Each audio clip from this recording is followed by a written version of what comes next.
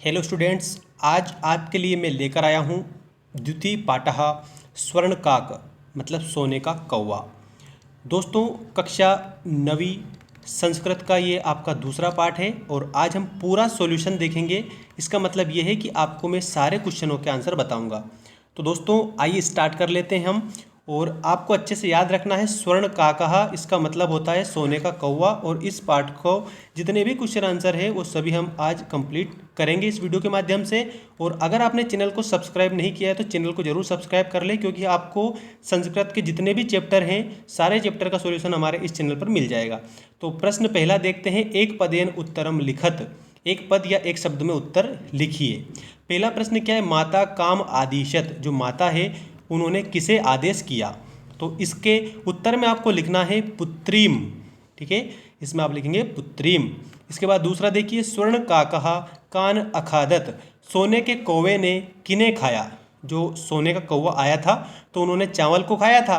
तो उसमें आप क्या लिखेंगे, शनांडुलम, मतलब कि आप यहाँ पर तांडुलम लिख सकते हैं। ठीक है, तांडुलाम लिख सकते हैं। इसके बाद में अगला देखिए, प्रासादः कीदृशः वर्तते, महल कैसा था। जब वो जो बालिका थी वो गई थी, कौवे ने बुलाया था उस पीपल के वृक्ष के वहाँ पर, तो जाकर उसने ऊपर देखा था। तो महल कैसा था ये आपको बताना है। तो महल था स्वर्णमय, मतलब कि सोने का महल था। तो इसमें हम क्या लिखेंगे, प्रासादा कीदृशः वर्तते, इसमें आपको लिखना है स्वर्णमयः। इसके बाद में गृहम आगत्य तया का समुद्घाटिता, घर आकर उसने क्या खोली। समुद्घाटिता मतलब खोलना, ठीक है ना। और गृहम आगत्य मतलब घर आकर, तो तया मतलब उसने, का मतलब क्या। ठीक है, तो घर आकर उसने क्या खोली थी, वो पेटी खोली थी। तो इसमें हम लिखेंगे मंजूषा। मंजूषा मतलब होता है पेटी।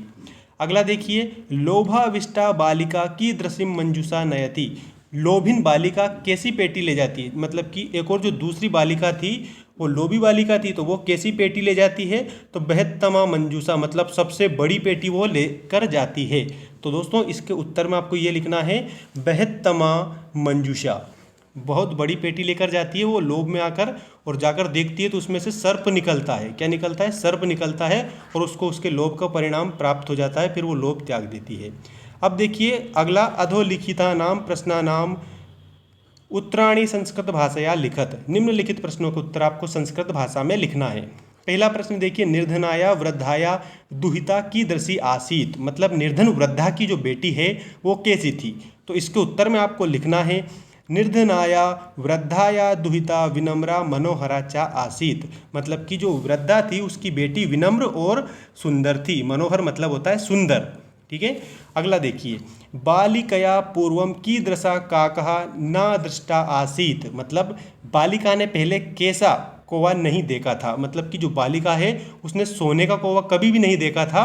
तो इसमें हमें क्या लिखना है, बालिकया पूर्वम स्वर्ण पक्षो, मतलब सोने के पंख जिसके हो। ठीक है, रजत चंचू, रजत मतलब होता है चांदी, और चंचू मतलब होता है चोंच, तो चांदी की चोंच वाला स्वर्ण काकहा, सोने का जो कौवा, न दृष्टहा आसीत। तो इसके उत्तर में आपको इस प्रकार से लिखना है, बालिकया पूर्वम स्वर्ण पक्षो रजत चंचु स्वर्ण काकः न दृष्टा आसीत।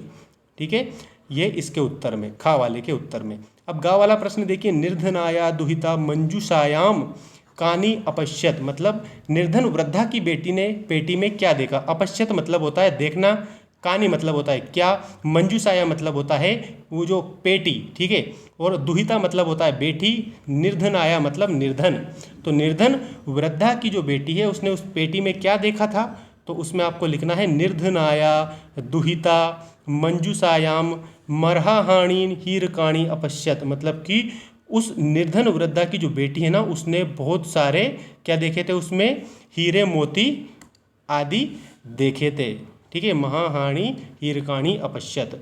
तो ये जो गा वाला है ना इसका, यहाँ पर ये उत्तर आपको इस प्रकार से लिखना है कि निर्धन वृद्धा की जो बेटी है उसने पेटी में बेशकीमती हीरे देखे। अब अगला प्रश्न आपका ये है, गर्विता बालिका की दृशम सोपानम अयाचत की दृशम चा प्राप्नोत, मतलब कि गर्वता मतलब घमंडी बालिका की दृशम मतलब कि कैसी।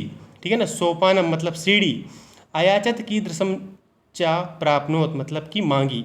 तो घमंडी बालिका ने कैसी सीढ़ी मांगी थी और कैसी प्राप्त की थी। तो दोस्तों इसके उत्तर में आपको लिखना है देखिए,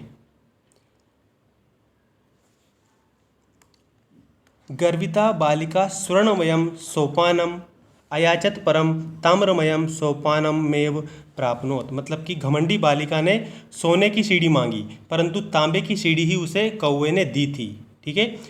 एक जो घा वाला जो प्रश्न है ना दोस्तों, ये जरूर आप देख लें, याद रखना। जो आपका घा वाला प्रश्न है, प्रश्न नंबर घा वाला, वो आपको उसके उत्तर में ये लिखना है।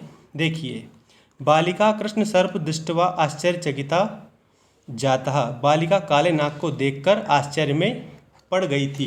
तो दोस्तों, जो काला नाग था उस बालिका को दिखाई दिया था जिससे वो आश्चर्य में पड़ गई थी। अब जो आश्चर्य में वो पड़ी थी तो वो इसलिए पड़ी थी क्योंकि उसने सबसे ज़्यादा घमंड किया था। ठीक है। तो जो प्रश्न है ना दोस्तों, आपका जो घा वाला प्रश्न, वो आपका प्रश्न इस प्रकार से बनेगा, बालिका किम दृष्टवा आश्चर्यचकिता जाता। ठीक है ना, बालिका किम दृष्टवा आश्चर्यचकिता जाता, तो आपको उसमें लिखना है बालिका कृष्णः सर्पम दृष्टवा आश्चर्यचकिता जाता। ठीक है। तो ये आपके जो क्वेश्चन आंसर है, क्वेश्चन आंसर कंप्लीट हुए। अब हम देखेंगे ऑब्जेक्टिव टाइप क्वेश्चन। देखिए, प्रश्न नंबर 2। प्रश्न नंबर 2 में आपको क्या लिखना है, अधोलिखितानाम शब्दानाम विलोम पदम पाठात चित्वा लिखत। मतलब कि आपको पाठ में से चुनकर विलोम पद लिखना है। देखिए, पश्चात, तो इसका आपको विलोम लिखना है पूर्वम। हसितुम का लिखना है रोदितुम। ठीक है, हसितुम का रोदितुम लिखना है। मतलब कि अगला देखिए, अधा का आपको लिखना है ऊपर ही। ठीक है। श्वेता का आपको लिखना है कृष्णः। श्वेता का आपको कृष्णः लिखना है। सूर्यास्तः, तो इसमें आपको लिखना है सूर्योदयः। सुप्ता का आपको लिखना है प्रबुद्धः। ठीक है ना, सुप्ता का आपको प्रबुद्धः लिखना है। अब अगला देखिए, अगला है आपका संधि कुरुत। संधि करना है तो संधि वाले का उत्तर भी देख लीजिए। निधन अवसत। ठीक है, तो इसमें आएगा न्यवसत। अगला सूर्यधन उदय, तो इसका बनेगा सूर्योदय। वृक्षस्य धन ऊपरी, तो इसमें आएगा वृक्षस्योपरि। ठीक है, वृक्षस्योपरि। ठीक है, वृक्षस्योपरि आपको इसमें कंप्लीट करना है। ये यहाँ पर लिखा है वृक्षस्योपरि वाला। ही धन अकारयत, तो इसमें आपको लिखना है हाकारयत। ठीक है, हाकारयत। इसके बाद में चा एकाकिनी, तो इसमें आपको लिखना है चेकाकिनी। ठीक है, ये यहाँ पर लिखे हुए हैं सारे उत्तर, ये इधर लिखे हुए हैं, तो आप इसमें से अच्छे से कंप्लीट करेंगे। ठीक है ना। अब अगला देख लीजिए, इति धन उक्त्वा, तो इसमें आपको इत्युक्ता लिखना है। ये जो यहाँ पर लिखा है इत्युक्तः, तो ये आपको यहाँ पर लिखना है, इसमें ये जो दे रखा है ना यहाँ पर।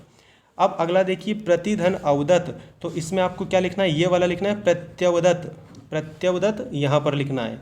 अगला देखिए, प्रधन उक्तम, तो इसमें आपको ये प्रोक्तम लिखना है, प्रोक्तम। अत्र धन एव, तो इसमें अत्रेव बनेगा, ये यहाँ पर लिखा है अत्रेव। इसके बाद में तत्र धन उपस्थिता, तो इसमें आपको लिखना है तत्रोपस्थिता, ये लिखा है ना तत्रोपस्थिता, ये वाला। अगला देखिए, यथा धन इच्छम, तो इसमें आपको लिखना है यथेच्छम, ये वाला। तो ये भी आपका कंप्लीट होता है। इसके बाद में अगला देख लेते हैं। सारे इस चैप्टर का पूरा सॉल्यूशन मैं बता रहा हूँ दोस्तों आपको, एक प्रश्न के उत्तर। अगला देखिए, स्थूल पदान्यधिकरत प्रश्न निर्माणम कुरुत, मोटे शब्दों के आधार पर प्रश्न बनाइए। ग्रामे निर्धना स्त्री अवसत, तो इसमें प्रश्न इस प्रकार बनेगा, ग्रामे कीदृशी स्त्री अवसत, मतलब ग्राम में कैसी स्त्री निवास करती थी, तो ग्राम में निर्धन स्त्री निवास करती थी।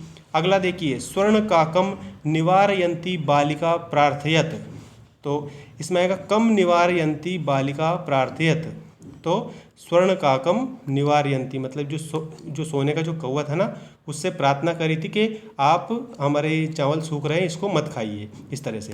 सूर्योदयात पूर्वमेव बालिका तत्रोपस्थिता, तो इसमें आपको लिखना है कस्मात पूर्वमेव बालिका तत्रोपस्थिता, और क्वेश्चन मार्क लगा देना है। ठीक है। अगला देखिए, बालिका निर्धन मातु दुहिता आसीत, तो निर्धन मातु दुहिता आसीत, तो इसमें आपको लिखना है बालिका कीदृशी मातु दुहिता आसीत। आपको प्रश्न निर्माण करना है, उत्तर तो ये दे ही रखें, प्रश्न निर्माण करना है। ठीक है, और किसका, जो बोल्ड करके ये जो शब्द दे रखे हैं ना, इन शब्दों का आपको हटा लेना है और प्रश्नवाचक जो शब्द है वो इसमें लिख देना है। अब अगला देखिए, लब्धा वृद्धा स्वर्ण काकस्य रहस्यम अभिज्ञातवती। तो इसमें आपको लिखना है ये वाला, देखिए, लुब्धा वृद्धा कश्य कीदृशी रहस्यम अभिज्ञातवती। तो इसमें इसका इस प्रकार से बन जाएगा। अब हम देखेंगे क्वेश्चन नंबर 4। क्वेश्चन नंबर 4 और क्वेश्चन नंबर 4 का उत्तर। अब क्वेश्चन नंबर 4 में क्या दिया है समझ लें आप अच्छे से। प्रकृति प्रत्ययम संयोगम कुरुत, प्रकृति प्रत्यय आपको मिलाना है। वी धन लोक धन ल्यप, नी धन क्षिप धन ल्यप, आ धन गम धन ल्यप और द्रस धन कतवा।